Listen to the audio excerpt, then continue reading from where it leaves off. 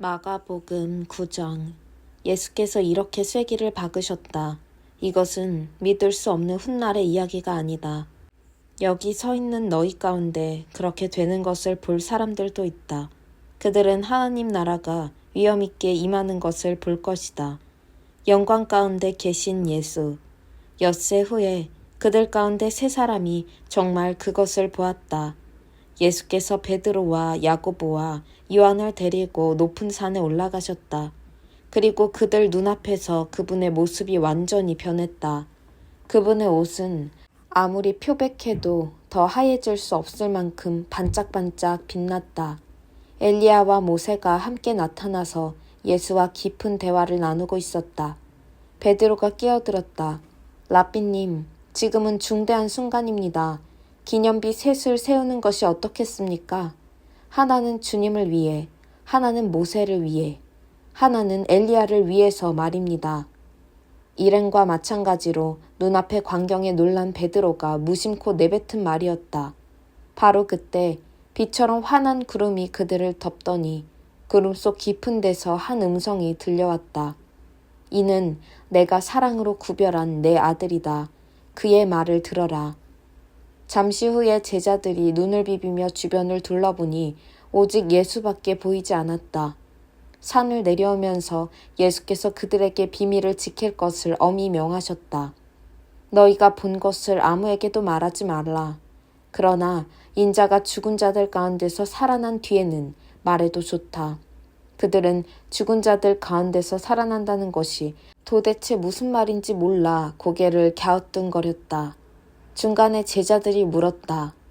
종교학자들은 왜 엘리야가 먼저 와야 한다고 말합니까? 예수께서 대답하셨다. 과연 엘리야가 먼저 와서 인자가 올 때를 위해 모든 것을 준비한다. 사람들이 이 엘리야를 업신여겼고 사람들이 인자도 똑같이 업신여길 것이다. 인자는 성경에 기록된 대로 심한 고난과 천대와 멸시를 받을 것이다. 기도가 아니고는 할 수 없다. 그들이 산을 내려와 다른 제자들에게 돌아오니 주위에 큰 무리가 보이고 종교학자들이 제자들에게 따져 묻고 있었다. 예수를 보자마자 무리 가운데 반가운 기운이 일었다. 사람들이 달려와서 그분을 맞이했다. 예수께서 물으셨다. 무슨 일이냐? 왜 이렇게 소란스러우냐? 무리 가운데 한 남자가 대답했다. 선생님, 귀신 때문에 말을 못하는 제 아들을 선생님께 데려왔습니다.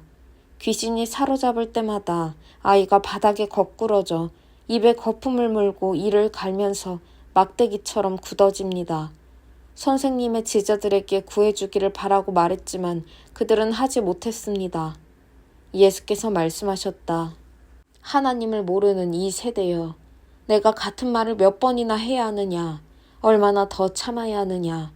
아이를 이리 데려오너라. 그들이 아이를 데려왔다. 귀신이 예수를 보고 아이에게 발작을 일으키게 하니 아이는 입에 거품을 물고 바닥에서 몸을 뒤틀었다. 예수께서 아이의 아버지에게 물으셨다. 이렇게 된 지 얼마나 되었느냐. 어려서부터 그랬습니다. 귀신이 아이를 죽이려고 불 속이나 강물에 던진 것이 몇 번인지 모릅니다. 만일 하실 수 있거든 무엇이든 해주십시오. 불쌍히 여기셔서 저희를 도와주십시오. 예수께서 말씀하셨다. 만일이라니. 믿는 사람에게 만일이란 없다. 모든 것이 가능하다. 그분의 입에서 말이 떨어지기가 무섭게 아이의 아버지가 부르짖었다. 제가 믿습니다. 의심하지 않도록 도와주십시오. 무리가 속속 모여드는 것을 보시고 예수께서 악한 귀신에게 명령하셨다.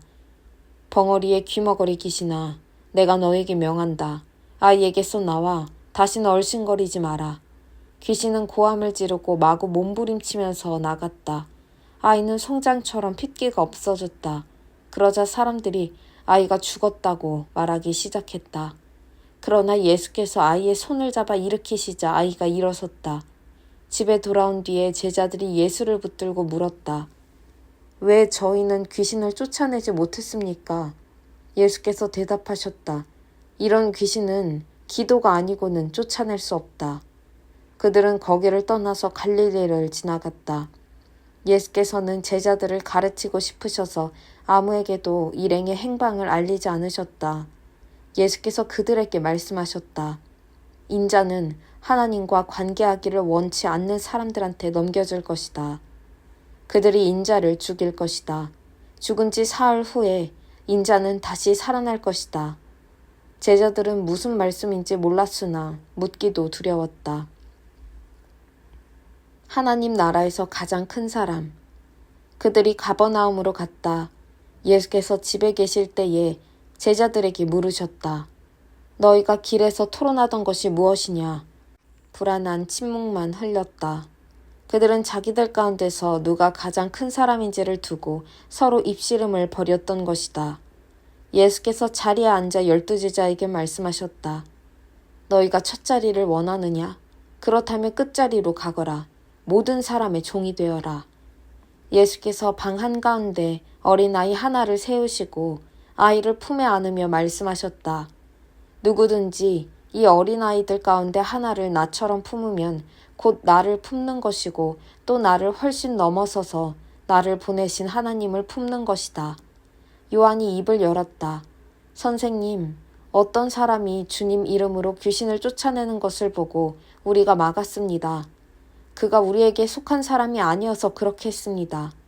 예수께서 기뻐하지 않으셨다. 그를 막지 마라. 내 이름으로 선하고 능력 있는 일을 하고서 바로 나를 깎아내릴 사람은 없다. 그가 적이 아니라면 곧 우리 편이다. 누구든지 내 이름으로 너희에게 물 한 잔만 주어도 그는 우리 편이다. 하나님이 반드시 알아주실 것이다. 그러나 너희가 어린아이처럼 순진하게 믿는 이들 중에 하나를 괴롭히고 못살게 굴거나 그들의 믿음을 이용하면 너희는 곧 후회하게 될 것이다. 차라리 너희 목에 맷돌을 달고 호수 한복판에 뛰어드는 편이 낫다. 너의 손이나 발이 하나님께 방해가 되거든 찍어내버려라. 손이나 발이 없더라도 살아있는 것이 두 손과 두 발을 보란듯이 가지고서 영원히 불타는 용광로 속에 있는 것보다 낫다. 또 너의 눈이 너를 하나님에게서 멀어지게 하거든 뽑아내버려라. 한눈으로 살아있는 것이 지옥불 속에서 2.0 시력을 발휘하는 것보다 낫다. 머지않아 모든 사람이 재련의 불 속을 지나겠지만 너희는 영원한 불꽃으로부터 보호받고 보존될 것이다. 너희는 스스로 보존하는 자가 되어라. 평화를 지키는 자가 되어라. 마가복음 10장. 이혼과 간음. 예수께서 거기서 떠나 요단강 건너편 유대지방으로 가셨다. 매번 그렇듯이 무리가 따라왔고 예수께서는 늘 하시던 대로 그들을 가르치셨다. 바리새인들이 예수를 괴롭힐 요량으로 다가와서 물었다. 남자가 아내와 이혼하는 것이 율법에 맞습니까? 예수께서 말씀하셨다. 모세가 뭐라고 명령했느냐? 그들이 대답했다.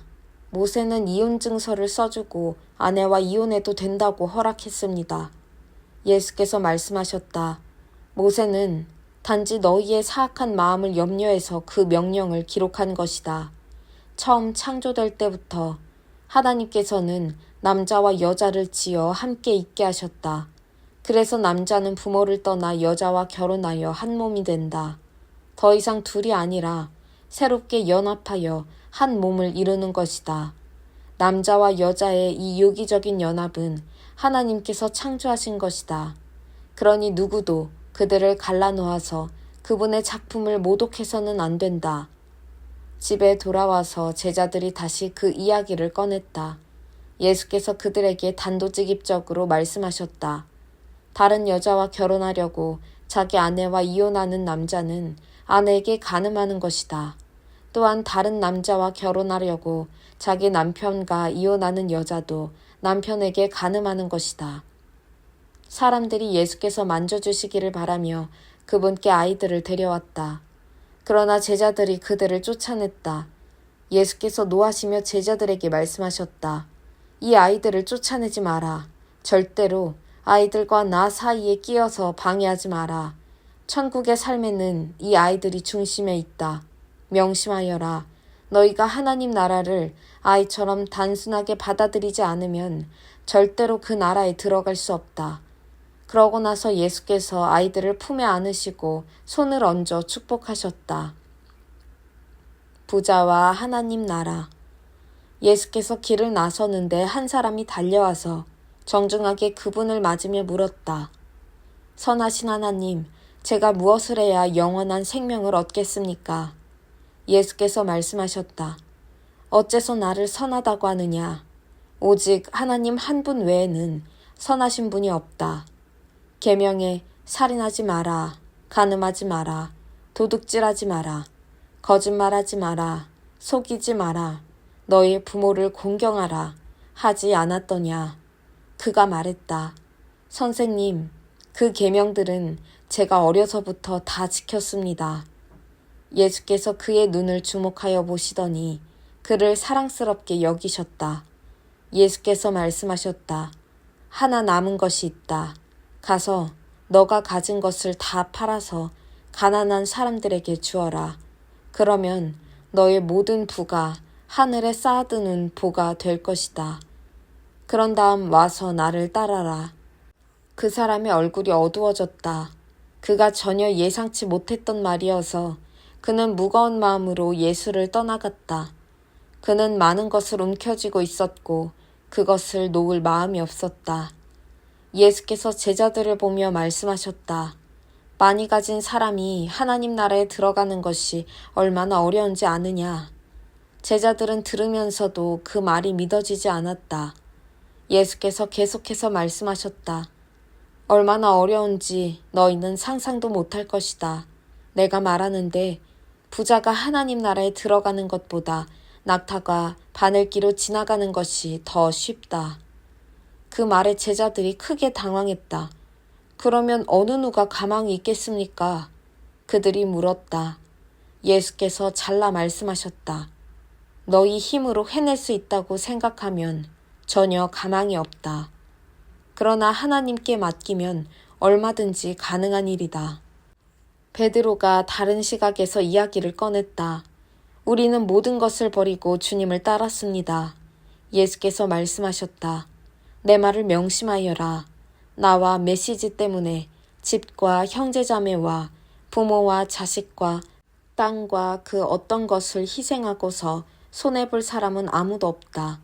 그들은 그 모두를 받되 여러 배로 돌려받을 것이다. 다만 어려움도 함께 받을 것이다. 영원한 생명도 덤으로 받을 것이다. 다시 한번 말한다. 이것은 위대한 반전이다. 먼저였으나 나중되고 나중이었으나 먼저 될 사람이 많을 것이다. 다시 그들은 예루살렘으로 향했다. 예수께서 앞장서셨고 제자들은 적잖이 당황스럽고 두려운 마음으로 그분을 따르고 있었다. 예수께서 12 제자를 데려다가 이후에 있을 일을 되풀이해서 말씀하셨다. 내 말을 잘 들어라. 우리는 지금 예루살렘으로 올라가는 길이다. 그곳에 가면 인자는 종교 지도자와 학자들에게 넘겨줄 것이다.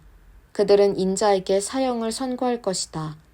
그리고 인자를 로마 사람들에게 넘겨주어 조롱하고 침뱉고 고문하고 죽일 것이다. 그러나 사흘 후에 인자는 다시 살아날 것이다. 인자는 섬기러 왔다. 세베대의 두 아들인 야고보와 요한이 예수께 다가왔다. 선생님, 우리에게 꼭 해주셨으면 하는 일이 있습니다. 무엇이냐? 내가 할 만한 일인지 보자. 그들이 말했다. 주님께서 영광을 받으실 때 우리에게도 최고 영광의 자리를 주셔서 하나는 주님 오른편에 하나는 주님 왼편에 있게 해주십시오. 예수께서 말씀하셨다. 너희는 너희가 무엇을 구하는지를 모른다. 너희는 내가 마시는 잔을 마시고 내가 받을 세례를 받을 수 있겠느냐. 그들이 말했다. 물론입니다. 왜 못하겠습니까? 예수께서 말씀하셨다. 생각해보니 너희는 과연 내가 마시는 잔을 마시고 내가 받을 세례를 받을 것이다. 그러나 영광의 자리를 주는 것은 내 소관이 아니다. 그것과 관련해서는 다른 조치가 있을 것이다. 다른 열제자가 이 대화를 듣고 야고보와 요한에게 분통을 터뜨렸다. 예수께서 그들을 불러놓고 바로잡아 주셨다. 하나님을 모르는 통치자들이 얼마나 위세를 부리는지, 사람들이 작은 권력이라도 얻으면 거기에 얼마나 빨리 취하는지 너희는 보았다. 너희는 그래서는 안 된다. 누구든지 크고자 하면 섬기는 사람이 되어야 한다. 너희 가운데 누구든지 첫째가 되고자 하면 먼저 종이 되어야 한다. 인자가 한 일이 바로 그것이다. 인자는 섬김을 받으러 온 것이 아니라 섬기러 왔다. 포로로 사로잡힌 많은 사람들을 살리기 위해 자기 목숨을 내어주려고 왔다. 그들은 여리고에서 얼마 동안 머물렀다. 제자들과 사람들의 행렬이 뒤따르고 예수께서 그곳을 떠나시려는데 디메오의 아들인 바디메오라는 눈먼 거지가 길거리에 앉아 있었다. 그는 나사렛 예수가 지나간다는 말을 듣고는 소리치기 시작했다. 다윗의 자손이신 예수여, 불쌍히 여겨주십시오. 저를 불쌍히 여겨주십시오. 많은 사람들이 그를 조용히 시키려고 했으나 그는 더 크게 소리쳤다. 다윗의 자손이여, 불쌍히 여겨주십시오. 저를 불쌍히 여겨주십시오. 예수께서 가던 길을 멈추셨다. 그를 불러오너라. 그들이 그를 불렀다. 오늘 운이 좋은 줄 알아라. 일어나거라. 예수께서 너를 부르신다. 그는 겉옷을 버려두고 즉시 일어나서 예수께 갔다. 예수께서 말씀하셨다. 내가 어떻게 해주면 좋겠느냐. 눈먼 사내가 말했다. 라삐님, 보기 원합니다. 가거라. 예수께서 말씀하셨다. 너의 믿음이 너를 구원했고 낫게 했다. 바로 그 순간에 그는 시력을 되찾았고 그 길로 예수를 따랐다. 마가복음 11장 예루살렘 입성. 일행이 예루살렘 가까이 와서 올리브산 벳바게와 베다니에 이르렀을 때 예수께서 두 제자를 보내시며 지시하셨다. 맞은편 마을로 가거라. 들어가서 보면 아직 아무도 타보지 않은 나귀 새끼가 줄에 매여 있을 것이다. 줄을 풀어서 끌고 오너라. 왜 그러시오 하고 누가 묻거든 주님께서 필요로 하십니다. 곧 돌려보내겠습니다. 하고 말하여라. 그들은 가서 길 모퉁이 문간에 매여 있는 나귀를 보고는 묶어놓은 줄을 풀었다. 거기 서 있던 사람들 중 몇 사람이 말했다. 그 나귀 새끼의 줄은 왜 푸는 것이오? 제자들이 예수께서 지시하신 대로 대답하자 그들은 간섭하지 않았다. 제자들이 나귀 새끼를 예수께로 끌고 와서 그 위에 겉옷을 펴자 예수께서 올라타셨다. 사람들이 예수를 열렬히 환영했다. 길 위에 자기 겉옷을 펴는 사람도 있었고 들에서 베어온 풀을 까는 사람들도 있었다. 그들은 앞에서 걷고 뒤에서 따르며 소리쳤다. 호산나, 복되다 하나님의 이름으로 오시는 이여, 복되다 장차 올 우리 조상 다윗의 나라여, 하늘 가장 높은 곳에서 호산나. 예수께서 예루살렘에 이르러 곧 성전에 들어가셨다. 예수께서는 성전을 둘러보시며 모든 것을 마음에 두셨다. 그러나 이미 시간이 늦어 12제자와 함께 베다니로 돌아가셨다. 저주받은 무화과나무. 이튿날 그들이 베다니를 나설 때에 예수께서 배가 고프셨다. 그분은 저만치 떨어진 곳에 있는 잎이 무성한 무화과나무 한 그루를 보셨다.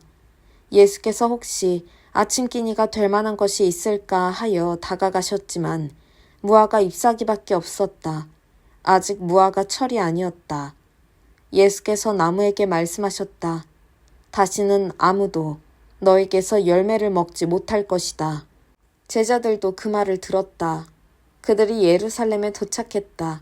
예수께서 즉시 성전에 들어가셔서 거기에 상점을 차려놓고 사고 파는 사람들을 모두 쫓아내셨다.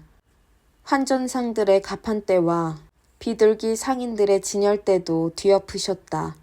예수께서는 아무도 바구니를 들고 성전 안을 지나다니지 못하게 하셨다. 그러고 나서 다음 말씀을 인용해 그들을 가르치셨다. 내 집은 만민을 위한 기도하는 집이라고 일컬어졌다. 그런데 너희는 그곳을 도둑의 소굴로 바꾸어 놓았다. 대제사장과 종교학자들이 이 말을 듣고서 그분을 제거할 방도를 모의했다. 그들은 온 무리가 그분의 가르침에 푹 빠져 있는 것을 보고 당황했다.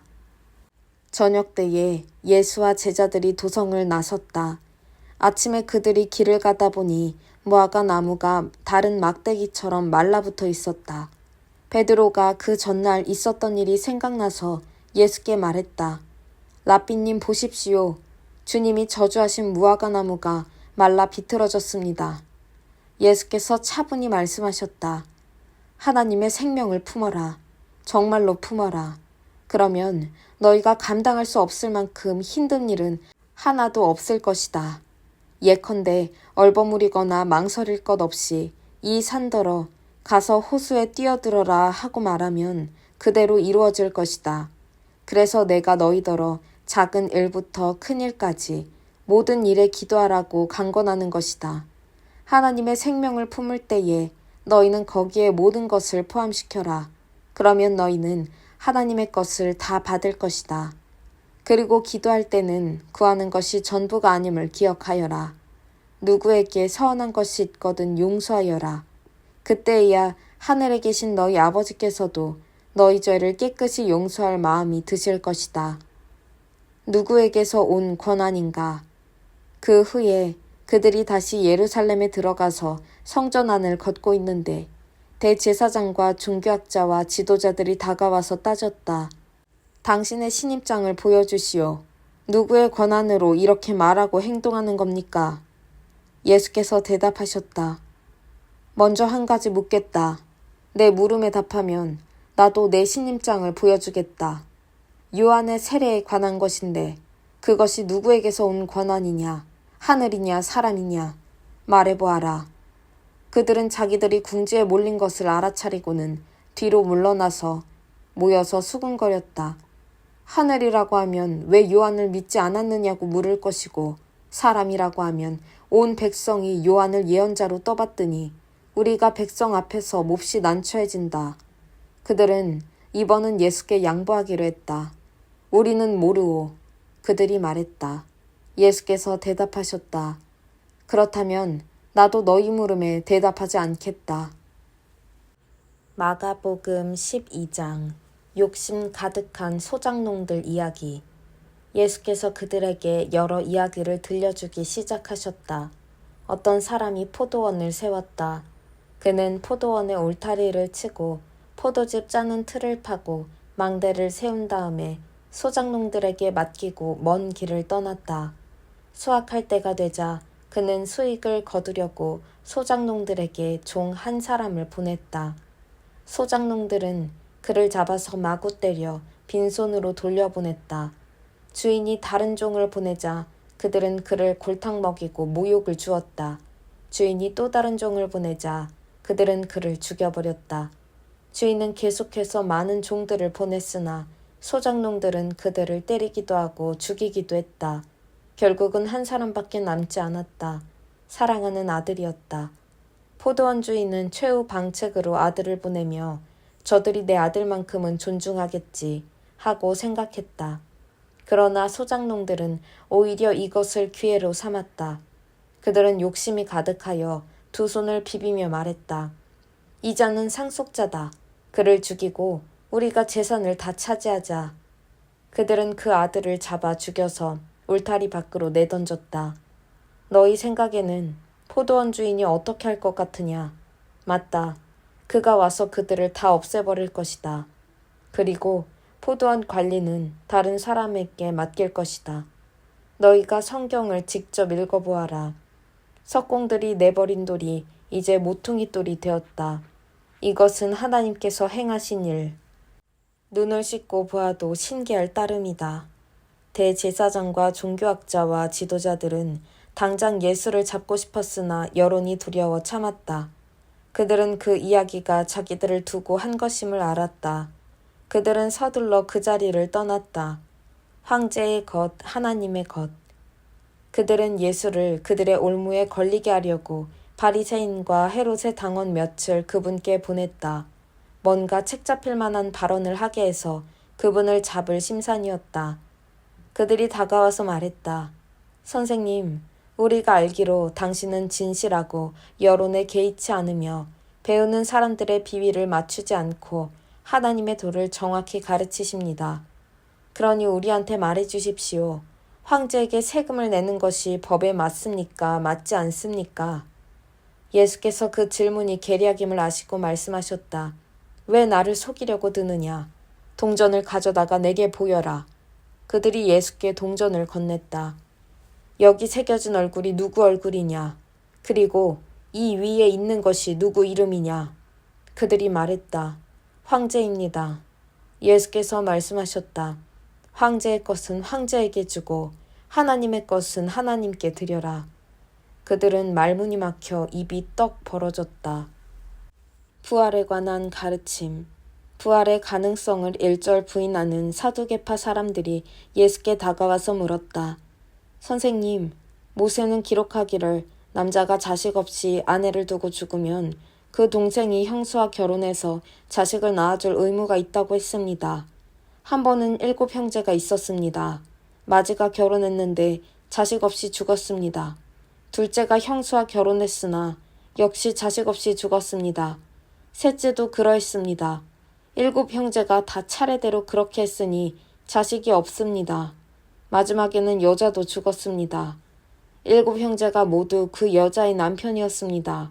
그들이 부활할 때에 다시 살아나면 그 여자는 누구의 아내가 됩니까? 예수께서 말씀하셨다. 너희는 크게 잘못 생각하고 있다. 첫째로 너희는 성경을 모른다. 둘째로 너희는 하나님께서 일하시는 방식을 모른다. 죽은 사람이 살아난 뒤에는 결혼할 일이 없다. 그때 사람들은 천사들처럼 되어서 하나님과 최고의 기쁨과 친밀감을 나눌 것이다. 그리고 죽은 사람이 다시 살아나는지에 대해서인데 너희는 성경도 읽지 않느냐? 하나님께서는 떨기나무에서 모세에게 나는 아브라함의 하나님, 이삭의 하나님, 야곱의 하나님이다 라고 말씀하셨다. 이었다 라고 말씀하지 않으셨다. 살아계신 하나님은 죽은 자의 하나님이 아니라 산 자의 하나님이시다. 너희가 몰라도 한참 모르고 있다. 가장 중요한 계명. 종교학자 한 사람이 다가왔다.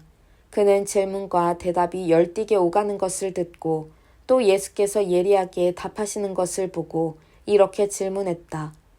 모든 계명 가운데서 가장 중요한 계명이 무엇입니까? 예수께서 말씀하셨다. 가장 중요한 계명은 이것이다. 이스라엘아 들어라. 주 너의 하나님은 한 분이시니 너의 열정과 간구와 지성과 힘을 다해 주 너의 하나님을 사랑하라. 둘째는 이것이다. 너 자신을 사랑하는 것 같이 다른 사람을 사랑하라. 이것에 견줄 만한 다른 계명은 없다. 종교학자가 말했다. 선생님, 훌륭한 답입니다. 하나님은 한 분이시고 다른 이가 없다는 말씀은 아주 명쾌하고 정확합니다. 그리고 열정과 지성과 힘을 다해 그분을 사랑하는 것과 자기 자신을 사랑하는 것 같이 다른 사람을 사랑하는 것은 모든 재물과 희생을 다 합한 것보다 낫습니다. 예수께서 그의 남다른 통찰력을 보고 말씀하셨다. 너가 하나님 나라 문턱에까지 와 있다. 그 후로는 아무도 그분께 묻는 사람이 없었다. 예수께서 성전에서 가르치시던 중에 물으셨다. 어째서 종교학자들은 메시아가 다윗의 자손이라고 하느냐? 우리가 다 아는 것처럼 다윗은 성령의 감동을 받아 이렇게 말했다. 하나님께서 내 주님께 말씀하셨다. 내가 너의 원수들을 너의 발 아래에 둘 때까지 너는 여기 내 오른편에 앉아 있어라. 다윗이 여기서 메시아를 내 주님이라고 부르는데 메시아가 어떻게 다윗의 자손이 될 수 있느냐? 큰 무리가 즐거이 그 말씀을 들었다. 예수께서 계속 가르치셨다. 종교학자들을 조심하여라. 그들은 가운을 입고 다니며 사람들의 치켜 세우는 말에 우쭐하고 중요한 자리를 차지하면서 교회의 모든 행사에서 상석에 앉기를 좋아한다. 언제나 그들은 연약하고 무력한 사람들을 착취한다. 그들의 기도가 길어질수록 그들의 상태는 더 나빠진다. 마지막에 그들은 그 값을 치르게 될 것이다. 예수께서 헌금함 맞은편에 앉으셔서 사람들이 헌금함에 돈 넣는 것을 보고 계셨다. 많은 부자들이 큰 돈을 바치고 있었다. 그때 한 가난한 과부가 다가와서 작은 동전 2개를 넣었다. 겨우 동전 2개였다. 예수께서 제자들을 불러놓고 말씀하셨다. 과연 이 가난한 과부가 헌금함에 넣는 것이 다른 사람들이 넣은 것을 다 합한 것보다 크다. 다른 사람들은 아깝지 않을 만큼 헌금했지만 이 여자는 자기 형편보다 넘치도록 드렸다. 자신의 전부를 드린 것이다.